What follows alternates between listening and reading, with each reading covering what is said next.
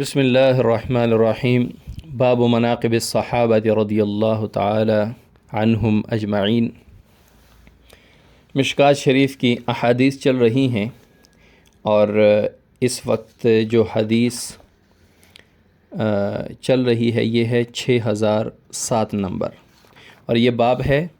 صحابہ رضی اللہ عنہم اجمعین کے مناقب کے بارے میں۔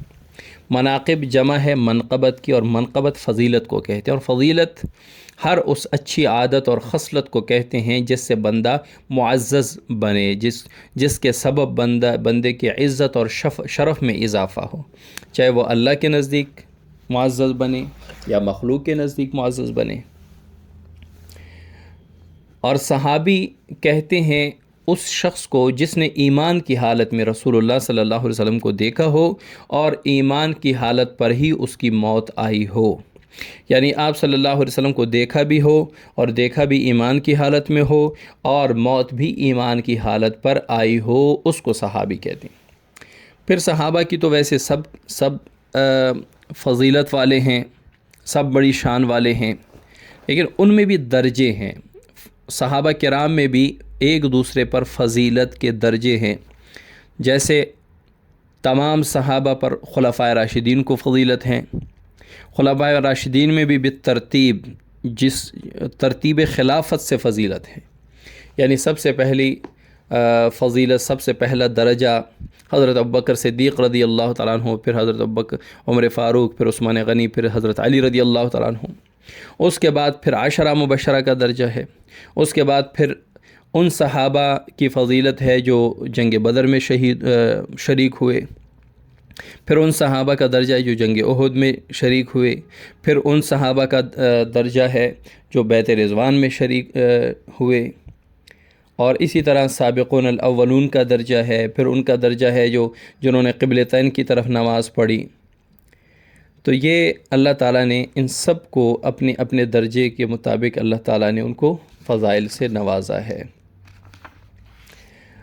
وعن ابی سعید الخدری رضی اللہ تعالیٰ عنہ قال قال النبی صلی اللہ علیہ وسلم لا تسبوا اصحابی فلو ان احدکم انفق مثل احد ذهبا ما بلغ مد احدهم ولا نصیفہ۔ حضرت ابو سعید خدری رضی اللہ تعالیٰ عنہ فرماتے ہیں کہ رسول اللہ صلی اللہ علیہ وسلم نے فرمایا کہ میرے صحابہ کو گالیاں مت دو، میرے صحابہ کو برا بھلا مت کہو۔ فلو ان احدکم، بے شک تم میں سے اگر کوئی انفق مثل احد ذهبا،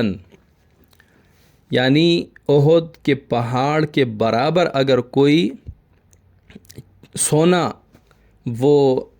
صدقہ کر دے، اللہ کے راہ میں خرچ کرے، ما بلغ مد احدہم ولا نصیفہ، وہ صحابہ کے خرچ کیے ہوئے کے ایک مد کے برابر بھی نہیں پہنچ سکتا، اور نہ اس نصف مد تک پہنچ سکتے ہیں۔ مد ایک پیمانہ ہے جس سے وہ گندم اور یہ چیزیں پیمائش کی جاتی تھیں، تو وہ پیمانہ، اس کا وزن جو ہے وہ تقریباً 600 یعنی 625 گرام، یعنی 1 کلو بھی نہیں بنتا۔ تو گویا کہ آپ صلی اللہ علیہ وسلم فرماتے ہیں کہ اگر تم احد پہاڑ کے برابر بھی سونا خرچ کرو گے نا، تو صحابہ کے خرچ کیے ہوئے 1 کلو تک بھی نہیں پہنچ سکتے،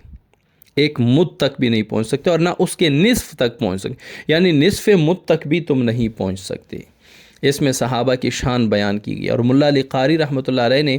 اس میں فرمایا ہے اس کی شرح میں کہ ہر عمل میں، صرف صدقے خیرات میں نہیں، ہر عمل میں، نماز میں بھی آپ صحابہ کے اعمال تک نہیں پہنچ سکتے، نہ روزے میں، نہ تلاوت میں، نہ ذکر میں، نہ فکر میں، یعنی کسی عمل میں بھی آپ صحابہ کے عمل تک نہیں پہنچ سکتے۔